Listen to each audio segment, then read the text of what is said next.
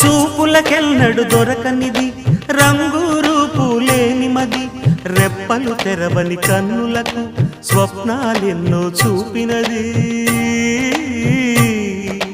వెచ్చని చెలిమిని పొందినది వెన్నెల కళగల నిండుమది కాటుక చీకటి రాత్రికి బాటను చూపే నేస్తమది చేతికి ఆదని జాబిలిలా కాంతులు పంచే మణిదీపం కొమ్మల చాటున కోయిలలా కాలం నిలిపే అనురాగం